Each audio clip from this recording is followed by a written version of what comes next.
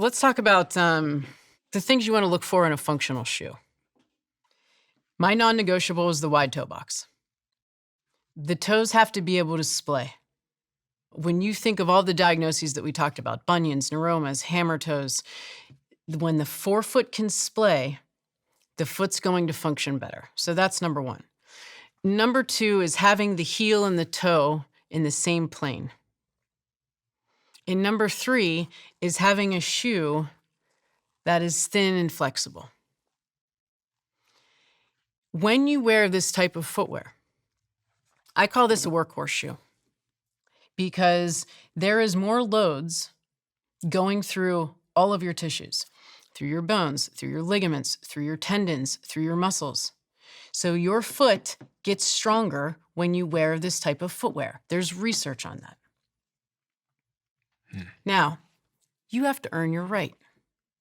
This is the plantar fasciopathy conversation. You can't go from wearing a aggressive, high cushion shoe, like this one here, with an insert, for example, and say, oh, this stuff makes sense. I'm going to go take that off and I'm going to go wear this 24 hours a day. You won't like me. Why? Because you'll say, hey, my heel's hurting. Because you haven't done the work. It's, hey, let's do these foot exercises. Let's wear this for 10 minutes a day. And then people are like, wow, that does feel better.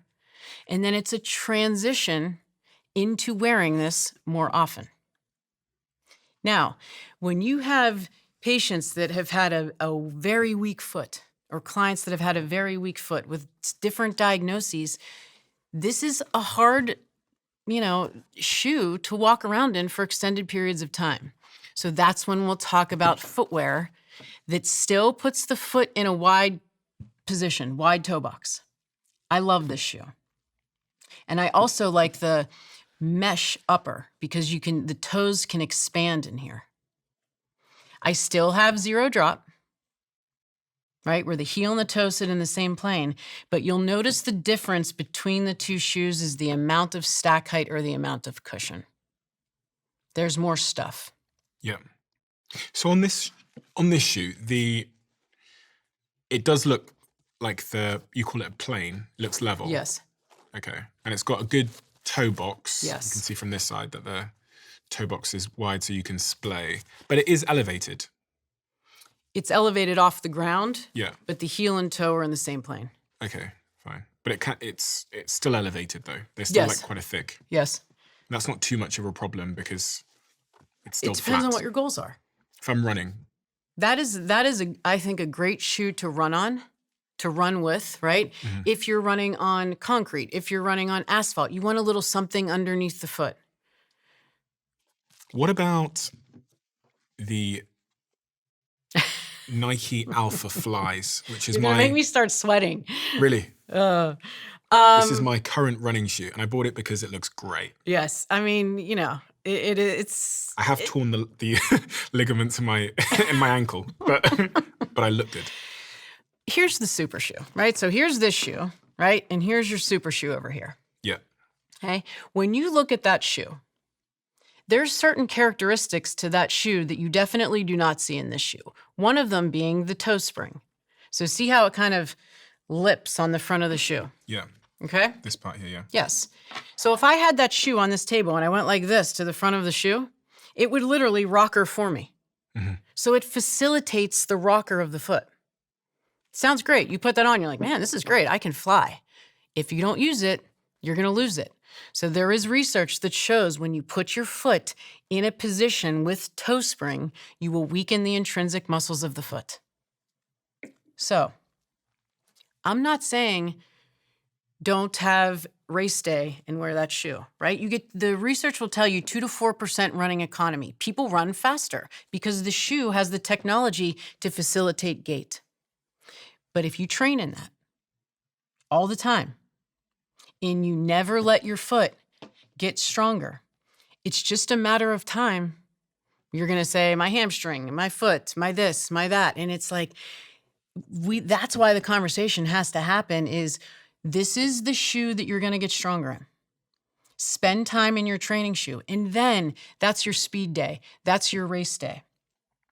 So it's having this shoe spectrum, knowing when to dance along the spectrum. I feel like I can bounce in these. I mean, you probably can. I literally, when I put it on, I was like, wow, I can bounce. That's right. I think it has like a piece of metal going through the middle of Yeah, it. there's carbon in there. You know what another fun fact is, though? Certain plyometrics. So plyometric is training the spring of the body. So think like jumping. There's research that will show you that plyometrics also increase capacity in running by 2 to 4%. So my conversation I have with my patients is, listen, what if we stacked therapies, right? What if you did plyometric work, which is jumping, once or twice a week, and we worked on your strength, and I had you in these shoes the majority of the time, and then on race day, you want to throw that shoe on? It's like you're like a running fairy. You're like running and things look beautiful and everything is, because you have a strong body on top of the shoe. But if you put a weak body and a weak foot in that shoe, you got to earn your right. Should we be standing more often? Because most of us work and live in offices now, and we sit at desks. And I do this podcast sat down. Do you think much about standing desks or how often we should spend bipedal, or I think that's what you referred to as? I think that it's more about movement. Okay. I don't know if standing in one place is any better than sitting in one place, other than when you're standing, you can actually move around and, make it more active standing. But it is a matter of taking movement breaks. I call them, movement snacks. All of us spend a lot of time either sitting all day long or, standing at our desks. If we were to take micro walks, a 5-minute walk, a couple times a day, the system stays moving, you're staying active, and you're slowly, inching up that step count that we know is so important for not only physical health, but emotional and mental health. That's what I like about it. I think you mentioned there was an association with movement, walking, and dementia, Yes. Alzheimer's risk. What does the science say there? When you look at step counts, if that was going to be our baseline, 9,800 steps per day can reduce the risks of dementia. But what I think is the cool part with that is 3,800 steps, you get 50% of the maximal benefit. So if you were to, let's just call it 4,000, shoot for 4,000 steps, you're going to get a benefit, a 50% benefit. And some of my favorite research on looking at that population with walking is relationship walking. There's really cool studies looking at walking in groups for the elderly population and how that has a social connection, and it improves their emotional health, and it combats loneliness and feelings of isolation. And that is the beauty of a walk. Run clubs are getting incredibly popular at the moment, aren't Yes. they, all around the world? Are you seeing more and more people come to you as a result of that? Yes. I think also, it was interesting. I was working at the running event in Austin, Texas, and I was teaching there. And so a lot of the shoe stores were there. And one of the bigger shoe stores had said that the majority of their clients now are actually walkers and not runners. And I thought that was pretty interesting. And I'm thinking to myself, I wonder why that is. Like, are more people reverting to walking because they're getting injured when they're running? Are they, I'm making all these conclusions in my head. I'm like, well, is it because we're going in the wrong direction with footwear? Because we're creating this shoe that is basically doing the work for us and it feels so good and, people aren't putting the work in anymore? I don't know, but I'm certainly going to do my best to change that. You brought me a box, which I have Yes. here in front of me. Foot health kit. Yes. That's what it says on the front of the box. A foot health kit. I mean, what is in this box? It's like my little bag of treats. When I started doing this, it was funny. This is what you give people as a bag of treats. That's right. For their birthdays and stuff.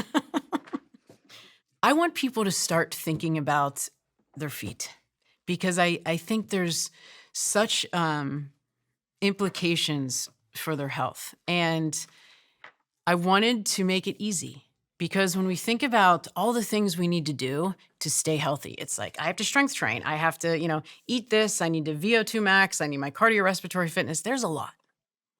So I wanted to make it easy. So I first, one of the things that is in there are toe strengtheners. So I'll pull them out of the box. So Those are toe spacers. toe spacers. Yes. So is this all the same thing, right? Yes. So these are toe spacers. Correct. And then there's this. Yes. What's this? Those are toe strengtheners. Toe strengtheners. Okay, so that's my Yes. toe workout. Yes. There is this thing. A band. And then there's this ball. Yes. So this is my foot gym. That's right. Can you show me how this stuff works? Absolutely. Okay, so these are my feet and these are my ankles. So I had plantar fasciitis in, I believe it was this foot actually.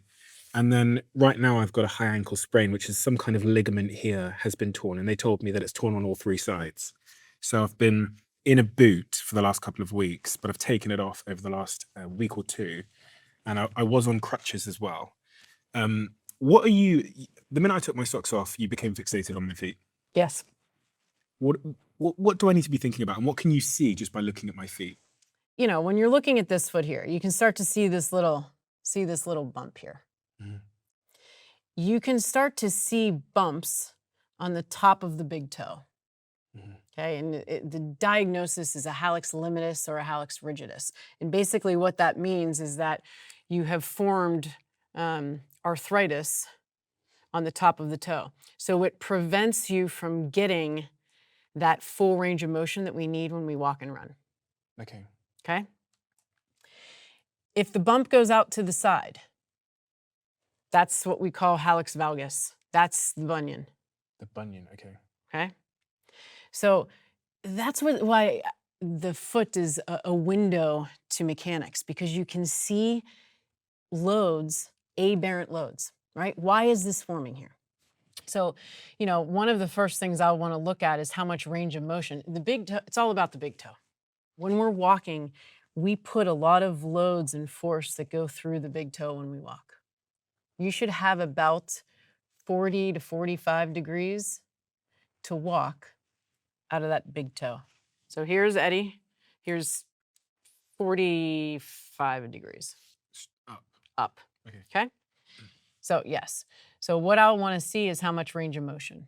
Can you see how he's off the ground though? Mhm. I want the ball of the big toe Mhm. on the ground. That's a good amount of range. That's the first nice thing you've said about my feet.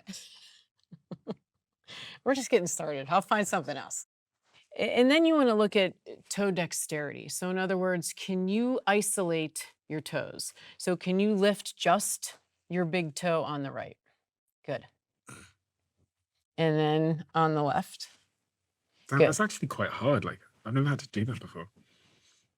It's funny because when you'll see people that have poor awareness to their feet, when they try to lift their toes, you'll see them like their hands. I'm like, your back isn't going to extend your toe.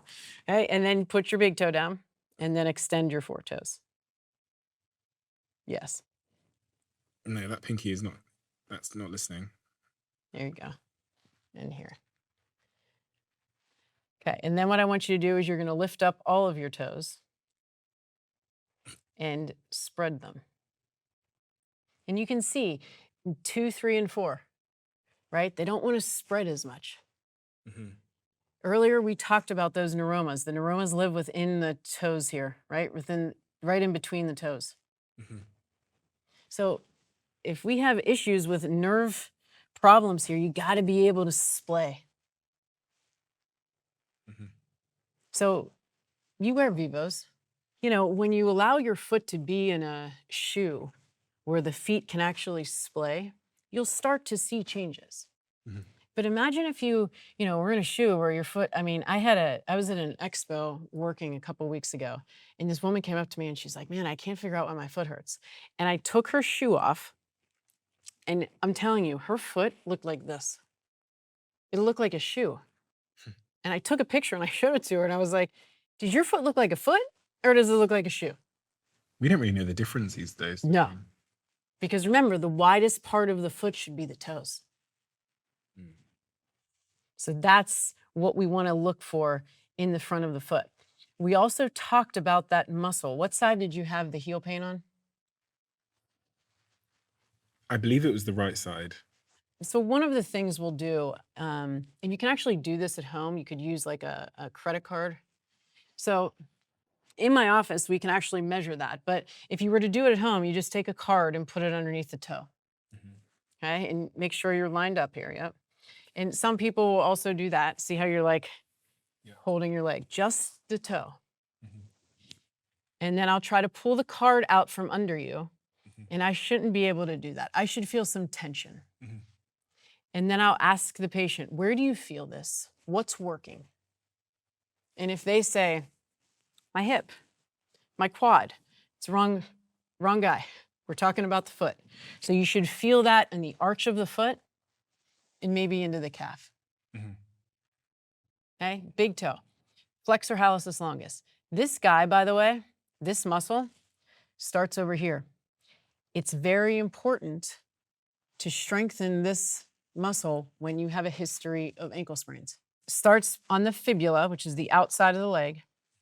It comes down the foot, crosses under, and inserts into the big toe.